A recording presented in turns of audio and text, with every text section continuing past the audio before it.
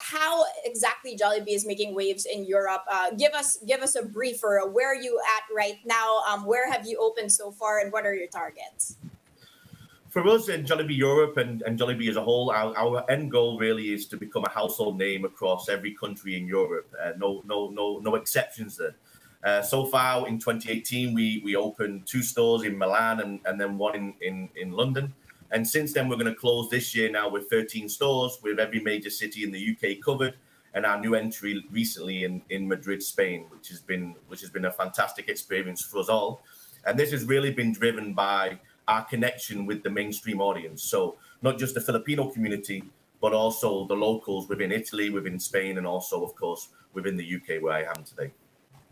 Adam, has this expansion been a long time coming, or is this something that was spurred because of the COVID-19 pandemic? Suddenly, in a period of turbulence, so to speak, globally, you've chosen to go ahead and target 50 stores in the next 5 years.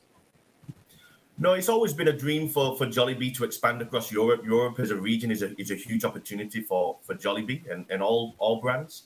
And I guess the pandemic, although settles back a little bit into like it did with everybody else, it hurt the business.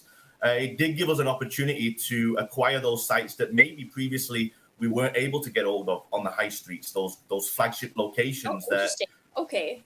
puts us in front of passing traffic for the brand awareness that we needed to connect with those locals. How is consumption in Europe doing? As you know, in the Philippines, as I just reported, Jollibee was the second best performer today, basically because finally we can all go out and start eating. What is the sentiment over in Europe? Are people just going back to normal? Is the foot traffic in restaurants, in malls, in places to dine in as good as it was pre-pandemic? It really differs by city, but what we have seen since the vaccine started to roll out at the beginning of the year, certainly in the UK and then Europe quickly caught up after a couple of months after the first quarter, we've seen people now start to get confidence again to return to the city centres, and we've gone from having 0% dining business back up now to 60%. So people are really returning into our restaurants. And I guess like all human beings, we like to be around other human beings, right? So when we get the opportunity to come out of our homes from lockdown, we want to go back to the places where we enjoy.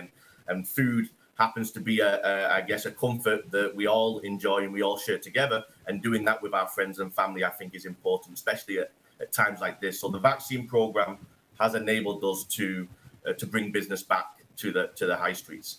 Now, in terms of the numbers, in terms of foot traffic, we still are down on those of 2019 in terms of foot traffic into the malls. However, from 50% in the first half of the year, now going back up to 70%. And then I expect by Christmas, we get back to those 100% numbers pre-COVID.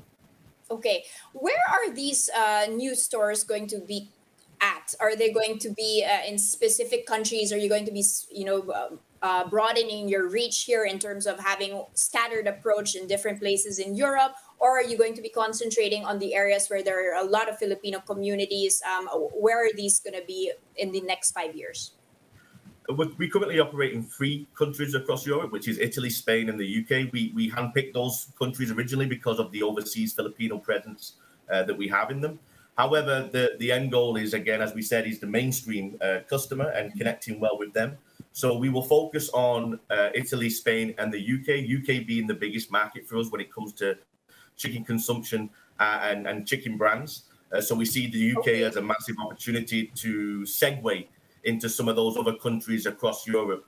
So the 50 stores are spread across those 3 countries that I mentioned, but it's just really the start of everything, because if we can make it work in the UK and in Europe, then we can go into other countries across Europe. And the positive, I guess, is the majority of our business right now in the UK, where we have most of our stores in every major city, is 70% of those customers are mainstream customers. So the majority of our business is coming from the mainstream, which is very encouraging for the brand.